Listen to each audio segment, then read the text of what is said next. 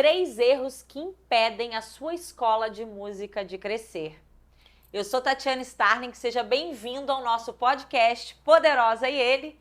Eu estou aqui no meu podcast com meu marido maravilhoso, Matheus Starling. Sócio, amigo. Sócio, amigo, tudo de bom, né, Matheus? E a gente está aqui para trazer muito conhecimento, muita dica boa para você que é professor de música e para você que é dono de escola também. Isso aí. E esse podcast, ele conta com um patrocinador abençoado, que é a JMC Academy, na Austrália. É uma faculdade da indústria criativa lá na Austrália.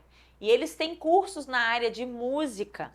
Por isso a nossa simbiose com eles. Todos os anos a gente envia vários alunos para estudar lá. E os cursos que os alunos têm feito lá são engenharia de som, produção musical, performance. Eles têm outros cursos também da indústria criativa, como cinema, como fala? Tem música para game. Gente, eles fazem os jogos, né? Game development. Eles desenvolvem os jogos. Então, assim, é uma indústria criativa completa nessa universidade. Então, se você tem interesse em estudar fora do país, a JMC pode ser para você a solução. Porque a Austrália é um país que vê o brasileiro com muitos bons olhos. Ele recebe muito bem o brasileiro. Recebe tão bem que o brasileiro pode até trabalhar para pagar os estudos lá. Coisa que nos Estados Unidos você não pode fazer. Então, se você tem interesse em saber como funciona os cursos, qualquer dúvida, manda pra gente um direct lá no Instagram, JMC Academy Brasil. Manda o seu direct lá que a gente vai te responder, tá bom? Matheus, 3 erros que escolas de música cometem e que você vai podem a solucionar hoje. Podem não, vou solucionar, amém. Entendi. E que impedem essas escolas de crescer, né? Existem vários erros, eu pontuei aqui alguns. Calma. Ok, então vai. Deixa eu apresentar, quem não sabe, vai. Tatiana Starling. Eu já falei, ela já. é gestora do nosso grupo. Todas as escolas físicas e virtuais, ela cuida de tudo, gestora. Amém. Então você tem a expertise da gestão. Sim. Né? Tem um time aí, quantas pessoas? 50 pessoas, mais ou menos, que você toma conta? Mais ou menos, diretas e indiretas. Diretas e indiretas, 50 pessoas. Então, vamos começar com o primeiro passo? Sim. O primeiro passo que impede uma escola de música de crescer é não conhecer os números da sua escola de música. Sim. O que você tem para dizer sobre isso? A maioria dos donos de escola não conhecem os seus números. E a cada dia que passa, eu achava que isso era mais do professor de música, né? Porque a gente, com a formação, eu conheci muitos professores de música e a maioria não planilhava, não sabia o que entrava, o que saía, quantos alunos tinham, quantos alunos entravam e quantos saíam, qual foi o déficit, qual foi o ganho da escola. Não sabia nada, não metrificava nada. E eu achava que era um problema dos professores de música. E aí me deparei com a realidade que os donos de escola de música também não sabem. Então, você saber os números da sua escola é primordial para que a sua empresa cresça, para que a sua escola cresça e seja lucrativa. Quando eu falo dos números, eu falo das entradas, das saídas, ou seja, venda, né? O que entra, o aluno que entra, o custo da operação, quanto sai. Falo também da retenção. Muitos donos de escola não sabem qual que é o número de retenção. O que é o retenção? É a rematrícula, é vender de novo para aquele seu aluno. Entre vários outros números. Eu metrifico tudo. Eu sou a senhora da métrica. Eu adoro saber porcentagem de tudo. Isso é bom. Então, eu falo que quem não conhece, o primeiro erro para que uma escola de música não cresça é o dono da escola não conhecer os próprios números, tá? Inclusive, comecei a dar minha mentoria para donos de escola de música, minha mentoria Legacy. E lá dentro dos meus mentorados, tiveram alguns, mas teve uma pessoa que me chamou muita atenção, que a escola dela é uma escola relativamente grande, ela tem quase 300 alunos, e ela não tem uma planilha de custos, por exemplo. Ela não tem. Ela sai pagando. Vamos ver, se sobrar, sobrou, se não sobrar, sobrou, não sei quanto que eu paguei. Nem faturamento sabe. O faturamento ela sabe que ela tem escrito lá na mão o nome dos alunos, a parcelinha. Mas não sabe qual o lucro. Não sabe. Na verdade, ela sabe o lucro porque ela não está conseguindo crescer. Ela tem muito aluno, entra dinheiro, mas ela em casa, por exemplo, ela não tem uma vida... Ela está precisando de comprar uma geladeira e não tem dinheiro para fazer uma prestação. Estou falando de uma dona de escola, com quase 300 alunos. Então, assim, essa é uma realidade que realmente vai impedir um dono de escola de crescer, não conhecer os seus números. Então tem aquela premissa de que faturamento é ego, né? Porque então, lucro é mais importante que faturamento. Então agora vamos falar sobre isso. Qual a diferença, primeiro, de lucro para faturamento, então, galera? Faturamento é tudo aquilo que entra, né? Qual o seu faturamento anual? É tudo aquilo que você recebeu anualmente. Todas aquelas matrículas, a matrícula, o pagamento mensal, tudo aquilo que passou para dentro da sua conta. Alguém que comprou uma apostila. É faturamento. Mas significa que você faturou e você ganhou aquele dinheiro? Não. Você pode ter 100 mil de faturamento e ter 500 reais de lucro. Exatamente. Ou você pode ter 100 mil de faturamento e ter lucro negativo. 90% das empresas hoje. Você pode fala ter, de música, pelo menos. Às vezes a pessoa está faturando 100 mil, mas está menos 20 mil lá no... E aí, qual é a diferença? Eu não gosto de falar quando... mas você está faturando quanto? Eu não gosto de falar isso. Eu gosto de perguntar o seguinte, qual é o seu lucro? Qual a porcentagem de lucro que você tem? Por quê? Porque não adianta você faturar muito e ter uma cachoeira de gastos, que vai tudo corrente abaixo, o dinheiro sai todo. Então, eu gosto de falar de lucro, porque lucro é o que sobra entre o que entra e o que você gasta. O lucro é aquilo que sobra. Então, para mim, a minha meta é de lucro, minha meta não é de faturamento. Às vezes, você não tem muitos alunos, você tem um número X de alunos que dali... com custo muito baixo, você já consegue ter um lucro para ter uma vida tranquila. Então, para mim, a minha meta das minhas empresas, eu tenho metas de lucro, não metas de faturamento. E eu acho que você deveria, como dono de escola, se atentar a isso. E como a gente se atenta a isso? Rapidinho, é legal você falar isso, porque quando a sua meta é lucro e não faturamento, você começa a ser mais disciplinado naquilo que você vai fazer para ganhar mais dinheiro. Você fala assim, cara, eu vou botar mais grana aqui, porque isso vai fazer ter um lucro maior, não necessariamente ter um faturamento maior. Porque você pode botar a tua cabeça para ter mais faturamento e no final você não está tendo mais lucro. Mas o que você faz também? Além disso, quando você tem uma meta de faturamento, você começa a olhar em como economizar em tudo. Faturamento ou lucro? Quando você bota meta de lucro, você começa a olhar como economizar em tudo. Por quê? Se você tem uma conta fixa, por exemplo, a conta de luz é uma conta fixa. Ela é variável, é fixa. É fixa porque você paga todo mês, mas o valor da conta é variável. Só que é uma variação prevista, porque dentro do mês você consegue ver mais ou menos o que você gasta ali. Então, o seu aluguel é uma conta fixa. A sua internet é uma conta fixa, valor fixo. Mas existem aqueles fixos variáveis, que é, por exemplo, conta de luz, água, outra coisa que é variável por exemplo, compra de materiais para o escritório, compra de água, compra de copo, compra de tudo isso. É um fixo, você compra todo mês, mas é variável o valor. Tem mês que você compra muito, tem mês que você compra menos. Então, quando você tem uma meta de lucro, você começa a olhar sobre essas despesas variáveis. Porque elas vão existir, elas já estão lá dentro do seu quadro de despesas, já está ali previsto. Só que se você diminui o custo variável, ele vira lucro diretamente.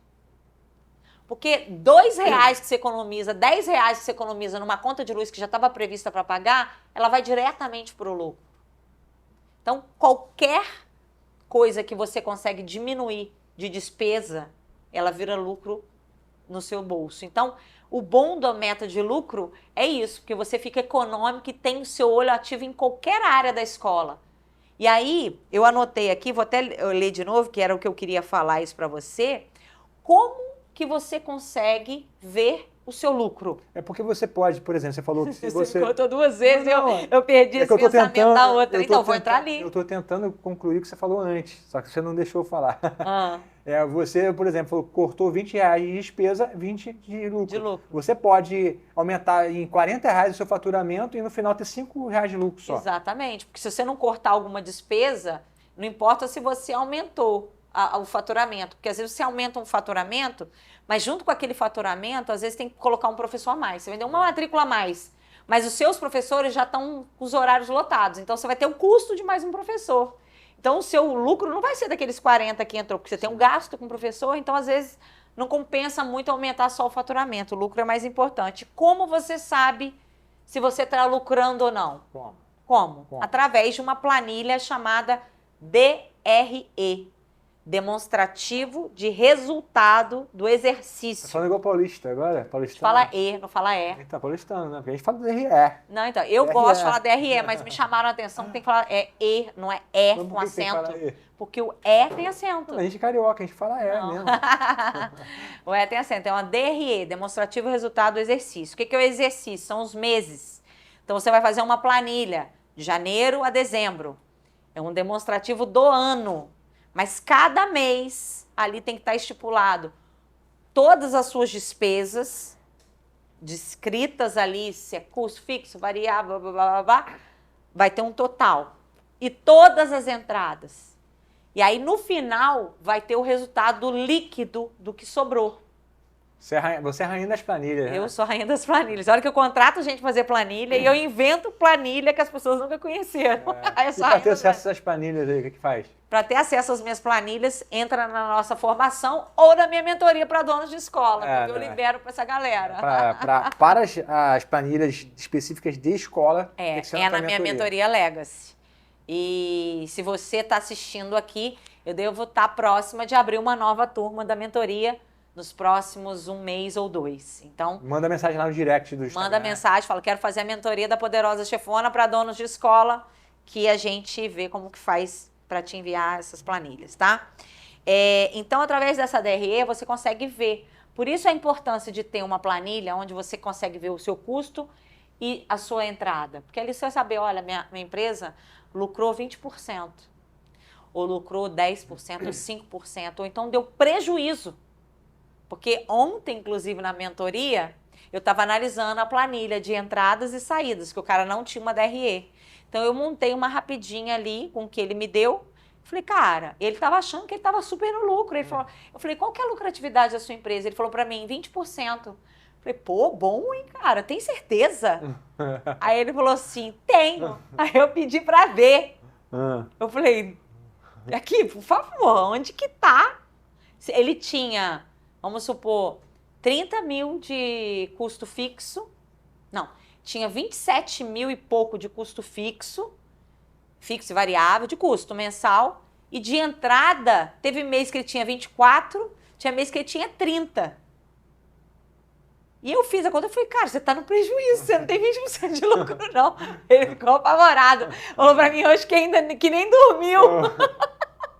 Mas é bom, né? Choque de realidade, né? Exatamente, porque, gente, o pior cego é aquele que não quer enxergar. A informação, ela vem para nos libertar e nos dar uma visão. Cara, eu preciso de ajuda. Se eu não estou conseguindo sozinho, eu vou buscar ajuda no mercado. Hoje em dia, existem cursos, existem mentorias como a minha que ajudam você a enxergar e a te direcionar de como sair do buraco, né? Então, a gente falou aqui da DRE. Uma outra coisa importante, que são erros que as pessoas cometem, né, por não conhecer os números, é não ter um fluxo de caixa. O que é um fluxo de caixa? O fluxo de caixa é muito importante. E eu sei que a maioria de vocês aqui não tem. Eu também vou confessar para vocês algo. Eu comecei a nossa empresa, a gente pegou todo o nosso dinheiro e a gente colocou dentro da escola. A gente botou os equipamentos mais tops, contratei arquiteta que fez tudo lindo, maravilhoso, papapá, tudo lindo. Vamos começar. Cadê o dinheiro para ficar lá no caixa, para fazer o fluxo de caixa? Mas como assim, que dinheiro? Não tem dinheiro não, sobrou não. Explica o que é fluxo de caixa. O fluxo, então, eu vou explicar agora. Mas que dinheiro é esse? É um fluxo de caixa. Não tem fluxo de caixa. A gente tem que receber, pagar, aí se sobrar alguma coisa vai ficar um dinheirinho na conta. Não, você não tem um fluxo de caixa para fazer essa movimentação, não. O que é esse fluxo de caixa? Gente, o fluxo de caixa é um dinheiro que você vai ter na sua conta, você já tem uma previsão de gastos ali no mês. Vamos supor que o seu custo seja 5 mil por mês. O ideal mesmo, é que você tenha pelo menos esses 5 mil reais, você vai pagar durante os 30 dias, né? Dia 1º tem vencimento, dia 2, dia 3, cada dia você tem um pouquinho para pagar, que no final vai dar 5 mil. O ideal é que você tenha pelo menos 5 mil de fluxo de caixa. Você tenha o dinheiro para pagar aquele mês, sabendo que vai entrar, obviamente. Mas por quê? Porque esse dinheiro vai estar girando na conta, você vai estar pagando enquanto os outros estão entrando e não vai ficar no negativo. Então não vai dar margem para o banco te cobrar juros. Mas o ideal é que o fluxo de caixa mesmo de uma empresa seja pelo menos 4 vezes o valor do custo dela mensal. Mas para começar, se você conseguir juntar pelo menos o valor da sua despesa e deixar ele na conta, não para usar aquele dinheiro, mas para deixar ele ali, girando. Vai entrar esses 5 mil que vão pagar as contas, mas você já tem 5 mil ali rodando, que no final do mês tem que ficar os 5 mil que estava lá no começo e mais o lucro que você teve daquele mês. E assim você vai crescendo um montinho, entendeu? E aí também eu acho que você poderia falar de um ponto importante. E eu vou falar para vocês, eu demorei para ter um fluxo de caixa, porque o nosso custo é muito alto. Então, eu acho que aí você já poderia falar de um ponto importante, que é separar o CNPJ do CPF. E aí isso que eu vou falar agora próximo, que está dentro de não conhecer os números. Você que é dono de escola de música, você ainda comete esse erro para iniciantes, que é pagar as suas contas pessoais com a conta da escola, do CNPJ, ou pagar as contas da escola na sua conta pessoal. Gente, de uma vez por todas, acabem com isso. Isso destrói uma empresa, isso enfraquece o caixa da empresa. Você não pode fazer isso. Você que é dono de escola, você tem que ter um prolabore, ou seja, um salário que comporte, obviamente, a sua escola comporte um salário para você. Você não pode tirar 100% daquilo que a empresa lucra, porque senão a sua empresa não vai ter um fluxo de caixa e vai ter um problema em algum momento, não vai ter dinheiro para reinvestir na empresa, né? A empresa precisa ter um caixa para reinvestimento, uma pintura, uma compra de uma manutenção, de um equipamento de som que precisou.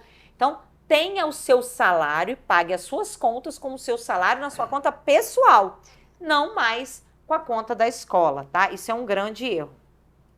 E aí, Matheus, eu acho que a gente já pode passar para o número 2, que é o seguinte: um outro erro que impede a sua empresa de crescer é ter uma empresa que dependa exclusivamente de você.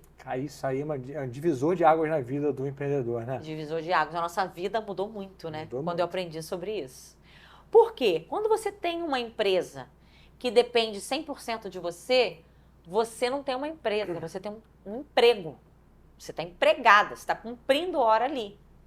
Então, além dela não crescer, você também não cresce como empreendedor ou como pessoa também, porque você fica preso, atrelado àquilo, você não fica num campo de visão para ver oportunidades. Então, como não ter uma escola dependente de você, né? Primeiramente, treine os seus colaboradores. Né, Matheus? Você não teve agora no último treinamento, mas eu coloco o Matheus lá, ele é professor lá na Starling, tem que estar no treinamento. Ele fugiu do treinamento agora, do último que eu dei, né? Não fui não, tá doido? Não foi não, tá doido. Olha, vou te falar, você é muito snob, porque quem foi amou meu treinamento. A Tati é igual o Tony Robbins, né? Sou o Tony Robbins em pessoa, vambora! Vamos lá, Um vamos abraço, agora é o virar. momento, estamos chorando. De chorar e tal, abraçar. Porque, gente, os seus colaboradores são seres humanos que precisam de se socializar, que precisam de um olhar. Verdade. Nem todo dono de escola é um bom líder. Nem todo bom líder é um bom gestor. Para você ser um bom gestor, você tem que ser um bom líder. Para você ser um bom líder, eu acredito que você tem que ser um bom gestor. Não, mas isso é uma coisa que, assim, eu posso falar, você tem essas duas qualidades, né? Você é uma boa gestora e uma boa líder. E muito melhor líder do que eu. Então, assim, é uma coisa que tem a ver com a sua personalidade, o temperamento, e também é uma habilidade que você buscou desenvolver. E assim, quando você faz seu treinamento, igual você falou que agora realmente a galera curte pra caramba. Não. Então é uma maneira de manter a equipe motivada. No último treinamento, eu voltei para casa, eu fiz num sábado. Cheguei em casa, já era 2 horas da tarde. Eu cheguei com a cara tão inchada, porque realmente, assim, foi um momento de muita entrega. Porque, obviamente, cara, existem equipes e equipes, e eu realmente me entrego muito. E como a minha equipe tem uma particularidade em comum comigo, grande parte, não todo mundo, mas grande parte da minha equipe tenham a particularidade de serem cristãos assim como eu. Então, eu tenho esses momentos também mais espirituais lá dentro, porque as pessoas, eu sinto que elas sentem falta e elas precisam disso. Como a equipe em comum é cristã, então todo mundo faz questão. E o único que não é evangélico é católico, então ele é cristão também. Então todo mundo adora quando a gente fecha os treinamentos com uma oração ou com alguma dinâmica que envolva mais a questão emocional, enfim. E aí eu chorei muito e fiquei muito feliz de ver a minha equipe daquele jeito, totalmente entregue. Eu sou grata a Deus e grata à minha equipe pela equipe que eu tenho. Porque você, como eu falei que você é uma boa líder, porque você se importa com as pessoas. Eu me importo. Tem muitas pessoas... Mas isso não tem a ver, gente, de ser uma pessoa tranquilinha e calma, não, porque eu não sou, não. Eu sou brava pra caraca. Você é brava, mas você realmente se importa. Porque a gente conhece pessoas que falam que se importam, mas não se importam, né? A gente conhece bem pessoas que dizem que se importam. A gente se importa, tal, é líder, mas no final das contas, o cara tá mais preocupado com o que vai vir de grana do que com as pessoas. Se vai fazer uma escolha pela pessoa ou pela grana, vai fazer pela grana, né? Você não coloca, o seu coração está na frente, você faz uma grande líder, você se importa com as pessoas, né? Passou pela pandemia, você não mandou ninguém embora como uma gestora, se fosse não, cara, as pessoas aqui precisam, por mais que a gente nem que eu tire das minhas contas pessoais, isso foi uma promessa que eu fiz, eu vou honrar essas pessoas. Isso é se importar, tem pessoas que... Pago um preço alto por isso, porque até hoje ainda pago pela pandemia, mas tá bom, não tem importância não. Inclusive, por ter uma equipe grande, né? Não pequena. E comprometida, 6 meses depois, quando as coisas voltaram, né, a gente perdeu metade dos alunos, 6 meses depois já estava quase nos números antes da pandemia, né? 6 meses, 1 ano depois? Não, um ano. Um ano depois, né? Um ano. E ninguém foi mandado embora, teve muita gente que tinha um negócio físico e que tinha outras coisas. Deu 15 dias, 1 mês, cara, não vai abrir mais, manda todo mundo embora e acabou. O reflexo que eu acredito, o que eu acredito, porque é horrível falar de si mesmo, mas a gente está aqui falando sobre gestão, é algo que eu amo. E eu acho que sim, que eu sou uma boa gestora, uma boa líder. Sabe por quê? Porque quando eu fiz e faço mentorias na área de gestão, a maior discussão que tem lá, eu fico fora da discussão, que é uma palavra chamada turnover. O pessoal no Brasil fala turnover. É turnover, que é a saída de funcionários. E eu fico caladinha, e eu sou sempre muito ativa nas discussões, eu fico caladinha, porque eu não tenho turnover. Funcionário que entra para estar com a gente, ele fica. Se fosse uma coisa ruim, se eu fosse uma líder péssima, eles não ficariam. Ninguém fica, ninguém quer ser maltratado, entendeu? Agora, não é só ser maltratado, porque eu tenho meus momentos também de furor, mas eu também tenho os meus momentos de cuidado. Então, eu acho que tem que ter esse equilíbrio, sabe? De ser humano e de cobrar também. Para exigir, você tem que dar, né? Você tem que dar, claro, com certeza. E o que faz também, depois, nesse treinamento, né? O que faz parte desse treinamento, eu acho que o mais importante é o dono de escola ter um manual de cultura. Muitos donos de escola não sabem nem o que é um manual de cultura. Manual de cultura nada mais é do que como a sua empresa está funcionando quando você não está perto.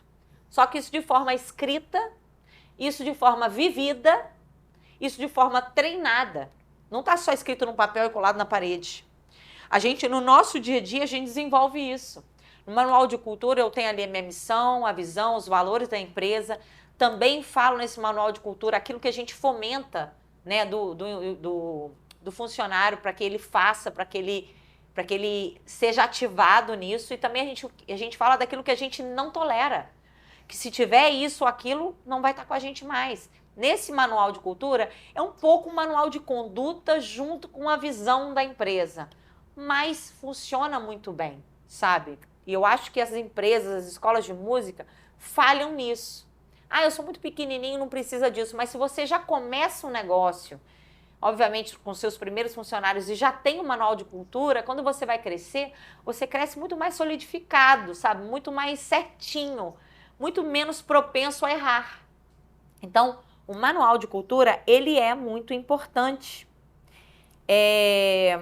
Então, gente, hoje eu tenho uma escola autogerenciável. Por quê? Por conta dos treinamentos, por conta da setorização que eu fiz, você não precisa ser grande para setorizar. O que é setorizar? É ter separado a galera do comercial, ou uma pessoa do comercial, ter separado uma pessoa do financeiro, para começar, né? Ter separado um coordenador geral, vamos começar por aí, tá? Se você tem uma estrutura maior, ter uma pessoa que seja coordenador pedagógico. Se tem maior ainda, você tem um RH. Aí já estou falando de uma empresa aí de uns 50 funcionários. Quando você setoriza, você tem as cabeças dessas áreas. Essas cabeças cuidam de outras pessoas, tá? Então, você, como gerencia isso? Você não vai atrás das outras pessoas.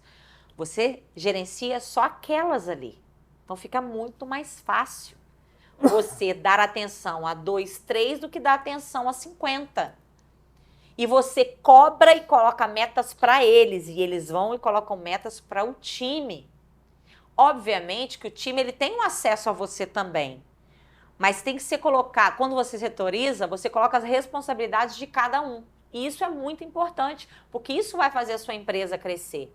Se você já tem uma empresa, uma escola acima de 200 alunos e não tem um time comercial, você está deixando dinheiro na mesa. Tem que ter um time comercial. Comercial é o coração da empresa. O financeiro é o pulmão da empresa. E a gestão, que é a coordenação geral, é aquela lá de cima, a gestão é o cérebro. Então, para um corpo funcionar perfeitamente, você precisa de todas essas partes, funcionando bem. Por isso que eu tenho uma empresa autogerenciável, vou na escola física uma vez na semana, só vou às segundas-feiras, fico 3 horas ali, é suficiente. Por quê, Tati, mas você nem olha para a escola física mais? Não, gente, espera aí. Eu tenho reunião uma vez por semana com cada cabeça dessas áreas, para passar os pontos, para saber se aquelas coisas da semana anterior foram cumpridas, para definir novas estratégias para aquela semana.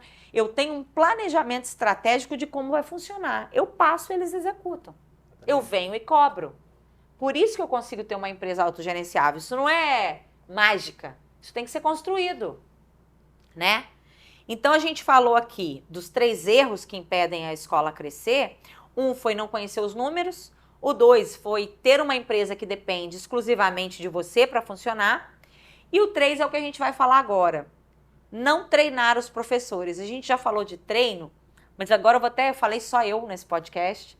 Eu vou deixar o Matheus falar um pouquinho da parte de treino especificamente. Por quê?